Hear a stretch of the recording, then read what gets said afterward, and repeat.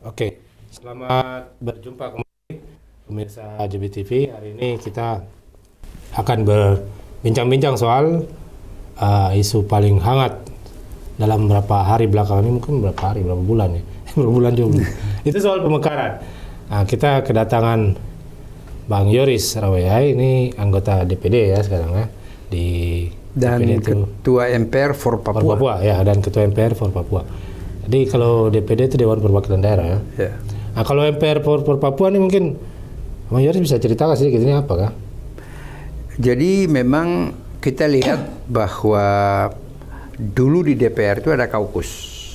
Tetapi selama 10 tahun itu kaukus tidak bisa berjalan karena sesuai dengan tata tertib dan aturan di situ bahwa kalau kaukus itu harus dari semua fraksi unsur yang ada di situ, sehingga tidak punya emosi yang sama untuk menyelesaikan masalah Papua. Nah, kami yang dilantik Oktober 2019 itu, kemudian kita kumpul bersama-sama, kita membangun satu komitmen. Jadi itu ada 21 orang. DPD dan DPR RI. Jadi dari DPR RI untuk Papua dan Papua Barat itu kan ada 13. Ya. Kemudian DPD itu ada 8. Kita sepakat bahwa untuk menyelesaikan Papua, kita yang ada di periode sekarang ini sampai dengan 2024, kalau kita bisa membangun satu semangat militansi idealisme untuk minimal kita bisa memberikan satu konsep kerangka penyelesaian politik terhadap Papua itu, sehingga itu akan menjadi legacy baik pemerintahan Jokowi di 2024 dan bagi kami yang anggota Dewan yang sekarang. Kemudian kita cari formulanya dapat di dalam tata tertib MPR. Sebagai rumah kebangsaan, MPR itu boleh membuat alat kelengkapan baru dalam rangka menjaga Negara Kesatuan Republik Indonesia. Jadi 18 Desember itu kami mendapat SK dengan satu semangat bahwa kami hadir sebagai solusi, bukan sebagai pemantik dalam berbagai macam persoalan-persoalan politik yang terjadi di situ. Nah, kami mulai bekerja di Januari tahun 2020 sampai dengan Maret kita lakukan kunjungan kerja di beberapa daerah di sini. Kemudian COVID. Akhirnya, tetapi bukan berarti kita berhenti. Ya. Kemudian kita melihat bahwa dinamika di Papua ini kan terutama tentang berakhirnya dana otsus. Ya. Kemudian DPR bersama pemerintah dan DPD itu membentuk pansus dalam rangka merevisi undang-undang otsus itu. Dan kami DPD yang terlibat secara aktif itu kami ada 3 orang. Saya sendiri, kemudian ada Pak Dr. Philip Wamahma dan ada Mambrok. Bersama kita ikut aktif berproses tentang revisi undang-undang ini yang memang cukup alot. Karena banyak ada perbedaan-perbedaan kan pendapat tentang apa sih sebetulnya, dan selalu kami katakan begini, mari kita tidak boleh keluar dari konsep dasar. Otsus itu kan dia lahir bukan serta-merta dan bukan given oleh pemerintah. Ya. Tapi ada satu proses politik, ya, kemudian kita harus sadari itu dialog pertama antara Papua dan Jakarta melalui tim 100 yang datang di Istana Merdeka tanggal 26 Februari itu. Akhirnya mendapatkan solusi konflik pada saat itu dengan lahirnya Undang-Undang 21. Kita mesti sadari bahwa undang-undang itu dia lahir karena ada situasi extraordinary di bangsa ini, yaitu dengan reformasi itu. Sehingga muncul gerakan Papua, Aceh, segala macam yang menuntut tentang hak-hak. Kita bicara tentang Papua, waktu itu Foreri lahir, kemudian mendorong melakukan aksi-aksi untuk menuntut hak. Dan kebetulan akhirnya pemerintah membuka ruang itu, kemudian kita ketemu dan secara terhormat bermartabat di istana loh, yang dihadiri oleh Presiden dan seluruh jajaran. Saya kebetulan termasuk loh. Saya selaku ada hadir dalam tim 100 itu, dan sekarang ini kan tinggal sisa-sisa kita kan, karena yang lain sudah pass away, bukan Bapak juga. Ya, semua sudah dijenah. Kami coba berproses di situ, kemudian solusi yang dicapai itu bagaimana harus ada satu konsep penyelesaian Papua. Nah, waktu itu kita melihat ada beberapa konsep. yang kita bisa. Kami dulu dari tim 100 itu menawarkan, dan kebetulan saya jadi ketua itu bersama Pak Tewai Muri pada saat itu jadi sekjennya. Kita coba menawarkan satu konsep One Nation Two System, mengikut pola kayak Makau, Hong Kong. Ada beberapa negara yang secara demokratis dia memberikan ruang-ruang itu kan, ruang demokrasi yang berkembang. Tetapi kemudian pemerintah dengan kami akhirnya mencapai satu formula kesepakatan bahwa Otsus ini kita pakai konsep dekolonisasi, Komite 24 Ya, di PBB ya. untuk bagaimana setelah ada kompromi di situ bahwa negara-negara yang terjajah, yang dijajah oleh kolonial atau imperialisme pada saat itu harus segera dimerdekakan, termasuk Papua ada di dalam. Itu dari tim 100 maksudnya? Nah, itu konsep PBB secara utuh. Ya, bukan, maksud saya yang membawa konsep itu tim 100. Yes. Ya. Nah, akhirnya begitu kita selesai, kemudian kami dari tim 100 ini melakukan roadshow tahun 2000 itu. Pertama kami coba ke Vanuatu, membangun satu rekonsiliasi dengan tokoh-tokoh senior ini, baik Rumkorem, Prai yang ada di apa itu dia Belanda, kemudian di Swedia, kemudian yang ada di apa itu dia Australia dan lain sebagainya. Rekonsiliasi itu kita dapati dengan fasilitator Barak Sope, Perdana Menteri Vanuatu pada saat. Kemudian dari situ kami berangkat ke Nauru dalam rangka PIF, Pacific Island Forum. Kalau di Vanuatu itu kan MSG kan, Melanesian Spearhead Group itu. Nah kami ke sana, kemudian kita ketemu dengan Presiden di Nauri. Presiden kemudian kita komunikasi, beliau sepakat, kami diundang ke Canberra, ketemu dengan Profesor Sambley, itu bapaknya dekolonisasi untuk Afrika dan Pasifik. Dia adalah konseptor orang Ghana, guru besar di Sydney University, dan kemudian kita membangun, dia memberikan konsep itu. Nah kemudian karena ada masalah yang agak sensitif di situ, bahwa masalah Papua itu sudah final di PBB karena terjadi PPRA. Kami berangkat ini 2000, tim yang dipimpin oleh Pak Tom Benal, saya sendiri ikut pada saat itu, kami ada 6 atau 7 orang, ada disposisi dari Kofi Annan pada saat itu, beliau jadi sekjen PBB, dan pada saat itu di Millennium Summit PBB kami diberikan kesempatan untuk ketemu dengan dekolonisasi, atau dikenal dengan Komite 24. Ya, C24 ya. Komite 24, mereka memberikan penjelasan tentang status negara-negara jajahan itu. Nah, sampai ke Papua, dikatakan di situ bahwa Papua ini sudah dikeluarkan dari situ sejak tahun 69. Kemudian kami menyampaikan bahwa kami ada punya novum baru, ada bukti-bukti proses dari New York Agreement, one man one vote, dirubah dengan one delegation dan lain sebagainya, berbagai argumentasi. Dan kemudian hasil daripada 69 itu bukan menjadi resolusi, ya, tapi dia hanya take note saja. Take note dengan 2, bahwa PPRA itu sudah dilaksanakan. Ya. Jadi itu tidak menjadi satu keputusan hukum yang mengikat. Karena itu kan jabatan apa, referensi politik pada saat itu hanya mengakui bahwa telah terjadi, tapi bukan sudah dilakukan. Ya, sudah dilakukan. Halnya itu apa? Ya.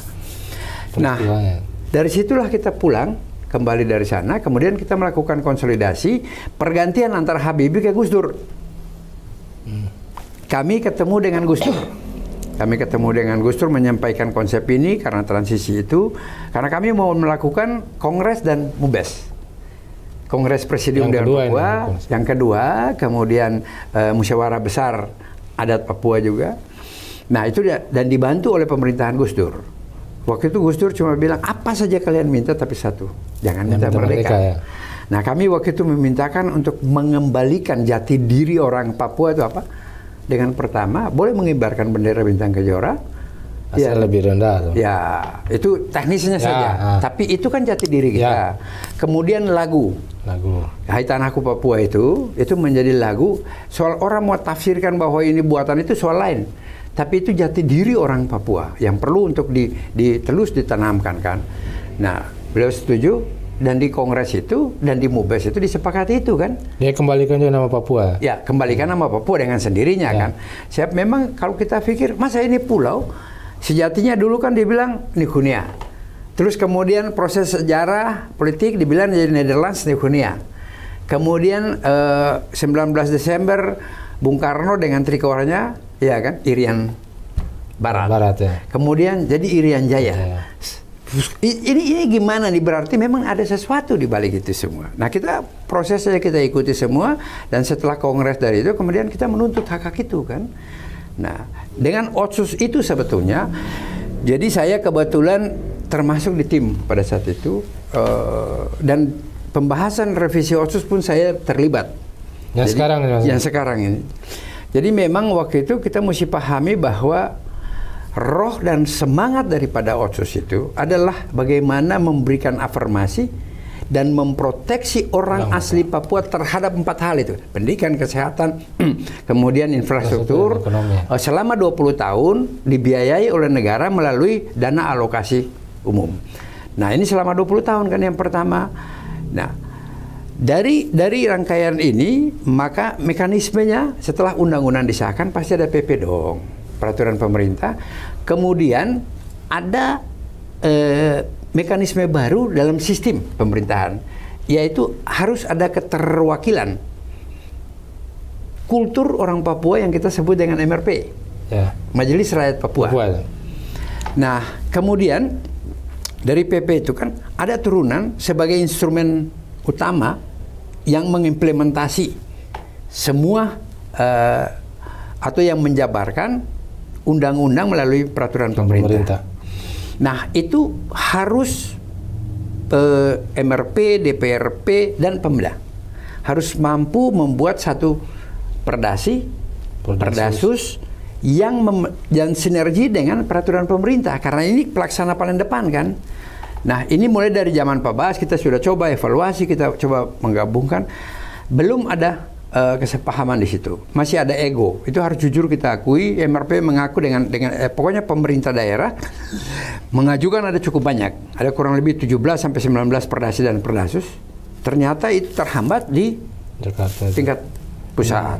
Itu karena apa? Undang-undang sektoral tadi. Ya, karena terlibat berbenturan dengan Undang-Undang 35 dan 23. Nah, dalam proses ini memang jadi berjalan sampai dengan Megawati mensahkan Undang-Undang Otsus kan. Terus peralihan dari Megawati ke SBY. SBY pada saat itu dia menjadi presiden di 2004. Dia mencoba untuk melihat persoalan-persoalan yang kaji ini. Kemudian beliau memberikan kepres kepada LIPI untuk coba melakukan satu kajian secara akademis tentang apa sih persoalan Papua. Jadi apa yang dilakukan LIPI sekarang sebenarnya ada kepresnya? Ada.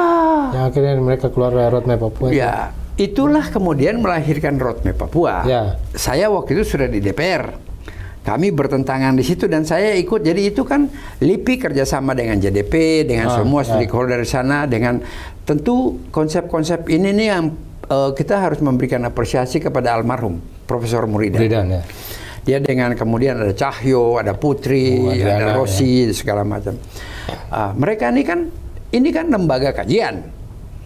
Dia diperintahkan, dia coba mengambil sampel-sampel, dia kaji, dia olah, dia kasih ke situ kan.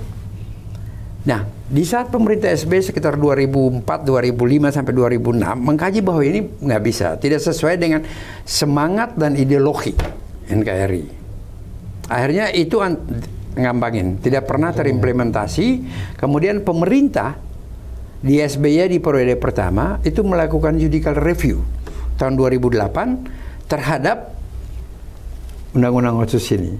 Yang judicial review SBY sendiri? Yang judicial review undang-undang itu dari pemerintah. Oke. Kami waktu itu masih sudah DPR dan beberapa dipanggil pada pemerintahan untuk memberikan dukungan apa segala macam. Nah, outputnya keluarlah Undang-Undang 35 itu. Oh ya. Ya kan? Ya. Nah, di situ mereduksi semangat daripada roh Otsus ini kan. Kan di dalam Otsus itu pasal-pasal yang menjadi substantif di situ. Pertama itu kan harus ada partai lokal.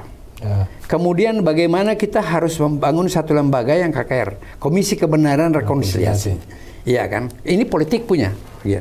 Kemudian ketiga harus ada partai lokal untuk mengakomodir aspirasi politik dari masyarakat OAP ini kan. Tapi undang-undang yang sekarang yang baru nomor 2 ini ada, cuma kita memodifikasi. Ini yang nanti saya mau ceritakan supaya kita jangan punya persepsi yang keliru terhadap menafsirkan tentang revisi undang-undang yang baru ini. Dan kemudian yang keempat, adanya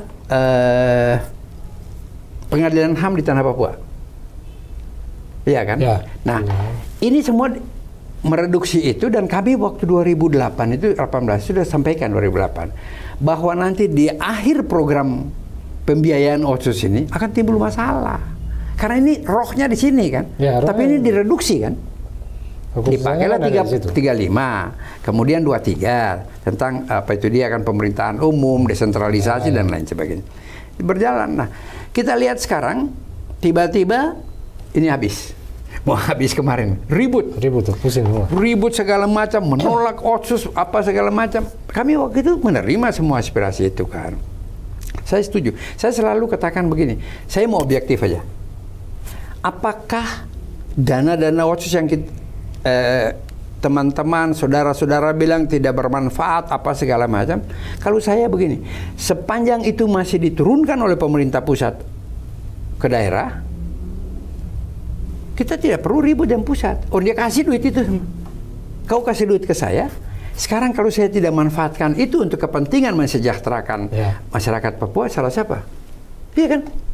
Kita mesti tanya asalnya dari mana, tapi bagaimana kamu menggunakan uang itu? Nah, sekarang kita sudah kasih ruang. Afirmasi, kemudian harus OAP, jadi gubernur, jadi bupati, jadi wali kota. Nah, sekarang bagaimana manajemen di situ dong? Terus jangan kita salahkan pusat.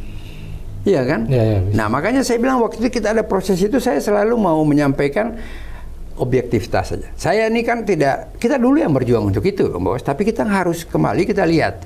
Seperti dibilang begini, pendidikan. Iya kan? Kita paling terendah di seluruh Indonesia. Pertanyaan saya gampang. Anda pakai parameter apa untuk bilang kita paling rendah? Kalau Anda pakai parameter Indonesia saja dari 34 provinsi, ya pasti kita paling rendah. Karena kita baru berintegrasi dan baru mendapatkan OSIS 20 tahun. Tapi kalau kita mau bicara secara keseluruhan, saya mau sampaikan. Belanda yang katanya dia menjajah Papua nih, lebih lama dari dia jajah Indonesia kan? Iya kan? Ada satu universitas nggak dia bangun? Tidak ada juga. Hah? Tidak ada juga. Fair dong. Berapa banyak orang Papua yang disekolahkan oleh Belanda? Hanya mungkin Fritz Kriegel sama siapa orang. Tidak banyak juga sih. Banyak, tapi yang menonjol ya pada saat itu. Integrasi 61, 62 Bung Karno canangkan Uncen. Dan mungkin kita semua ini kan hasil itu kan. Dulu cuma satu. Kita bicara tentang angka harapan hidup atau kesehatan. Dulu hanya rumah sakit 2 kan. Sekarang Anda lihat berapa banyak rumah sakit yang bertaraf internasional. Anda ke tingkat 2 kabupaten, ya kan, banyak sekali rumah sakit yang sudah jadi puskesmas. Begitu juga pendidikan, hampir semua di kabupaten sekarang ada universitas, walaupun kualitasnya belum mampu itu. Tapi upaya yang kita harus bangun. Jadi kita harus fair saja. Kalau memang kita lihat bahwa ada kebijakan yang keliru, ini saatnya untuk kita merevisi. Namanya juga revisi kan, memperbaiki kekeliruan yang sudah dilakukan 20 tahun yang pertama itu. Ya. Itulah yang kita lakukan sekarang. Dan jangan salah, waktu surprise turun dari pemerintah, itu hanya 2 yang harus dirubah. Surprise ini apa? Ya kan surat presiden tentang merevisi ini kan namanya surprise. Surprise. Saya baru dengar juga surprise. Oke. Nah, kita waktu tolak. Pertama kali waktu itu kan rapat dengan pemerintah kan dalam hal ini, kita keras sekali. Teman-teman keras, nggak bisa. Akhirnya hanya 2 pasal yang mau dirubah. Itu sekarang menambah jadi 19 pasal. Karena katanya memang tidak bisa merubah 2 pasal kalau revisi katanya. Oh iya dong. Nah, harus balik. Barang ini barang yang sudah lama kan. Nah, kemudian kita dalam proses ini kan, yang pertama kita mau mengembalikan tentang roh dan semangat, pendidikan dan kesehatan. Ini yang kita mau stretching. Dulu kan ada dana yang memang dialokasikan untuk itu.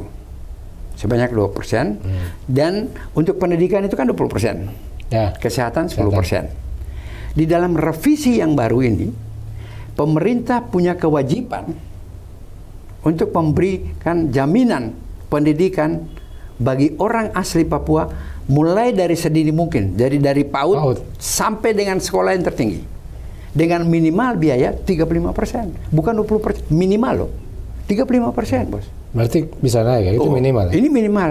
Sama juga dengan kesehatan, memberikan pembiayaan jaminan kesehatan mulai dari penyakit yang paling ringan sampai penyakit dibiayai dengan sama, minimal. Ini kan satu perubahan yang kita harus mensyukuri. Ya. Tinggal sekarang kita menjaga. Apakah ini bisa terimplementasi dengan baik? Tergantung Perdasi dan Perdasus. Karena undang-undang sudah selesai, PP sudah clear. Nah, tinggal sekarang Perdasus itu diberikan waktu 1 tahun. Sampai dengan nanti Juli, dia harus sudah bisa merumuskan Perdasi dan Perdasu yang sinergi dengan PP. Nah, tugas Perdasi itu MRP, DPRP, dan pemerintah. Tapi kalau kita belajar dari pengalaman sebelumnya, Perdasi sama Perdasu itu kalau dibawa ke Jakarta banyak yang ditolak, itu kenapa ya? Karena itu, saya waktu itu kita evaluasi zaman Pak Bas ini kan, sampai dengan Pak Lukas. Ya, sampai dengan Pak Lukas ini. Ada kurang lebih kemarin, makanya saya kan kemarin setelah sampai di sini kan saya ketemu dengan DPRP, kemudian kita ketemu dengan MRP, kita ketemu dengan ya Komnas HAM, Kumham, kita tanya itu tadi dengan Polda, kemudian dengan Panglima, kemudian tadi malam dengan kelompok mahasiswa yang melakukan penolakan untuk mendengar aspirasi ini kan. Nah, jadi dulu begini, ada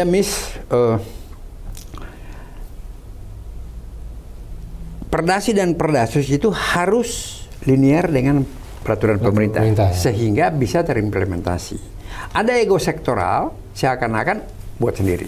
Ada kurang lebih 17 atau 18 ya, Perdasi itu, yang kemudian didorong ke atas dari tahun 2017 itu kan, kemudian di hold sampai sekarang. Nah, saya sampaikan bahwa oke, kita nggak usah mundur lagi ke belakang, tapi mari dengan kita revisi ini, mari kita duduk, kita bicara untuk ke depan. Jadi, ini referensi aja. Ada kesalahan dulu begini, ada permen yang dulu kita sudah pernah masa permen bisa lebih tinggi daripada keputusan daripada undang-undang, iya kan?